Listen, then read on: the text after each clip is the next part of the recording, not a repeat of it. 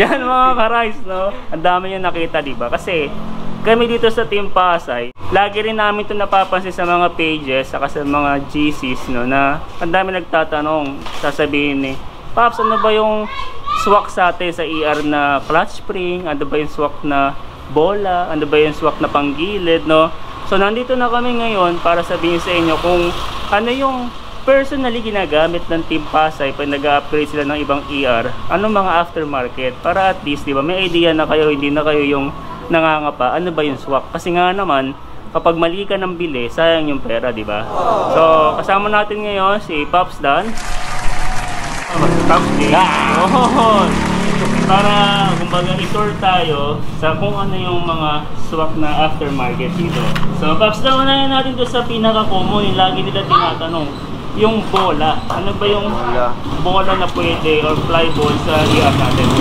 Yung bola natin, yung sukat dun sa stock na pulley pang pang SkyDrive o kaya Click 125 or 150, pares lang naman yung bola nung Click 125 tsaka 150. Yung sukat nun 20 by 15 mm. Tapos yung stock natin na timbang 14 grams. Ito yung stock na Pops. Oh, ito stock to. Iba 13. Yan, 14 grams. Sa 14 ng stock. Oo. Pops na, may naliligaw daw. May nagsasabi 15 grams. Pero karamihan, 14, di ba? Na nasubukan natin. Wala pa kaming nasusukat na naligaw na bola, no, na 15 grams. Lahat ng nasusukat namin, lahat 14. So, 14 grams tayo. Yan. So, yung sa bola, mga ka-rice, malino, no? SkyDrive at saka pang Click. Kapag ibang motor, wag na para sigurado sila na Pops Dan. No? Tapos yung belt natin, yung stock ito, 83520 Power Link. So, ang pwede nyo dyan, kung gusto nyo mas mahaba, palit kayo ng 842 Power Link 20 yan. Mas mahaba lang siya ng konti. Medyo mahirap yan Ayan, mapapansin nyo, mas mahaba lang siya ng konti sa stock natin. Eh kung magbabando belt sila, Pops Dan, kasi parang iba sukat nun Yung bando belt kasi, mas makapal siya dito sa Power Link. Mas makapal, ay mas malapad. Tapos yung kasi nga, yung bando 835 kasi nga ba siya nitong Power Link 842. Kaya maganda rin siya. Sa kung gusto nyong mas matibay din, sabi ng iba, mas matibay daw yung bando. May kamahalan nga lang. Pops Dan, sa tayo? Clutch spring. Ano ang pwede? Yung clutch spring, yung pinakasubok namin na kung gusto nyong bumaba yung RPM nyo, na kunwari 5,000 RPM mo dati. Pag nagpalit ka na itong pang beat na carb, 1,000 RPM, bababa siya ng, magle-less lang siya ng 500, bali magiging 4,500, abante na.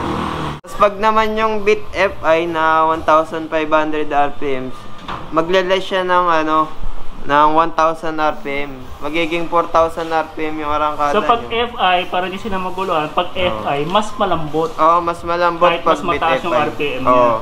Huwag kayong magbe-base dito sa sa mga RPM. Yung kasi, kada brand, iba-iba yung tigas niya. Yun. So, yung sa TTGR kasi, so, shoutout TTGR, baka naman. Di po kami sponsor ng TTGR, pero yan lang yung subok namin, Pops Dan. Ito naman yung pinakamalambot na, kunwari, nakastock kayo na clutch lining, gusto nyo lang magpalit ng spring. Ito yung Beat FI na 1,000 RPM, less 1,500 RPM sa current RPM na arangkada nyo. So, kunwari 5,000, magiging 3,500, ganun, narangkado na. Yan. Ngayon, di na namin alam sa ibang brand, hindi siya pare-pareho, gaya nga sabi ni Pops Dan. Kaya, kung gusto nyo makuha yung saktong sinasabi ni Pops Dan na bababa yung RPM ninyo, TTGR gamitin nyo. So, yung center spring, ito yung stock natin. Mapapansin nyo, matigas siya. Nasa siguro to 1,200 RPM. Estimate lang yan mga ka-rice Kasi ang mas matigas yung 1.5 dito Tsaka ito naman mas matigas sa 1,000. Tapos yung compatible sa kanya pang GY6 o kaya Click 150. Ayun yun yung mga swak talaga. Pero may nagsasabi na swak din daw pang Beat FI. di ko pa natatry. Pero para sa akin, mas swak yung Click 150 kasi kasing height lang sila. Tapos yung compatible na torque drive, kung gusto niyo bumili ng stock lang na torque drive, pang GY6 lang din. Online meron din yan. Oo, sa online madami yan. May nagtatanong Pops Dan, pang NMAX, lagi ko narinig yan, kasya ba pang NMAX? Yung pang NMAX hindi kasya, tas yung mga pang click, sabi nila ano daw, kasya daw, pero di ko pa subukan. Pero may nagsubok na ng Bit FI na torque drive, pasok naman. Pasok talaga. Oo. So para safe na lang sila, pang GY6 din. Oo, yun. Yung kung ano na lang yung standard natin, yun na lang ikabit nyo. Tama. Tapos sa clutch lining naman, ito ano na to, modified na, hindi na siya yung stock na lining ng TTGR. So yung sa clutch lining, pasok sa atin pang click, pang GY6, pang NMAX, yun yun yung mga pasok. Yung pero pang NMAX pwede. hindi ko marerecommend na gamitin nyo yung pang NMAX kasi na-try ko na, kaso parang hindi ka pares ng performance ng sa stock natin na naka-relining lang, ganun. Maganda kung bibili kayo pang GY6 o kaya pang click. Wag na yung pang NMAX siguro kasi sobrang haba ng niya, ng lining. Nagkukos din ng vibration, yun din napansin namin. Tapos sa bell naman, itong bell, pasok ng GY6 tsaka click 125, 150. Tapos yung kung gusto nyong mag-aftermarket na pang Mio, yung katulad mga titanium bell, maglalagay nga lang kayo ng washer dito para pumasok. Kasi mas maikli yung dito ng pang Mio. Kaya kailangan mag-washer para magamit nyo yung pang Mio ay 125, Mio Soul 125, yun yung kasya. May plug na tayo nun, di ba, Pops A? So, panoorin nyo na lang nandito. Ito naman na yung mga aftermarket na na 6-pin, yung mga sanim na nabutas. So may nabibiling 6 na nabutas? Yun, yung mga JBT, ganun. Mga modified torque drive natin. Nasa may sample ng modified. Wala. Yo, panoorin nyo to. Ayan. So yung sa pulley yung kasya sa atin dito pang click 125 o 150. Tapos na-try ko na din pang Super 8 swak din. Malaki din yung pulley ng pang Super 8 Kimco. Tapos sa drive phase naman pang GY6 lang talaga. So yung mga nagtatanong pasok ba yung drive phase ng ng click 125, 150.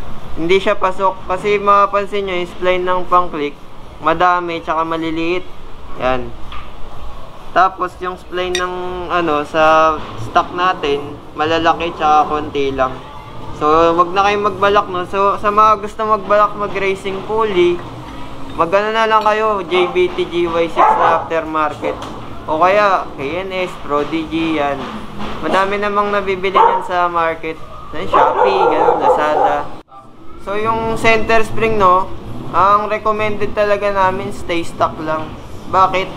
Kasi yung ibang aftermarket na ito 1 to RPM, hindi natin sabihin yung brand. Pero sobrang lambot niya, may naka-experience na ito. Yan ang problema. Sino kaya yun? Sino kaya yun? Hindi kasi mga kares, pag sobrang lambot ng center spring, hindi niya na napipiga pabalik yung torque drive. Kaya ang nangyari sa akin nun, ang taas ng RPM ko, pero yung under ko, parang tinutulak lang ako dahan-dahan. Kaya recommended ng Team Pasay, at ako na-experience ko na rin, yung center spring na lang gamitin. Yung stock naman kasi maganda rin naman siya. Nasa gitna lang siya ng 1,000 tsaka 1,500. So yan mga ka-rides sana nalinawan kayo doon sa mga pwede na aftermarket doon sa ER150 natin. Ngayon kung medyo nag-aalangan pa rin kayo, punta lang kayo dito sa Team Pasay.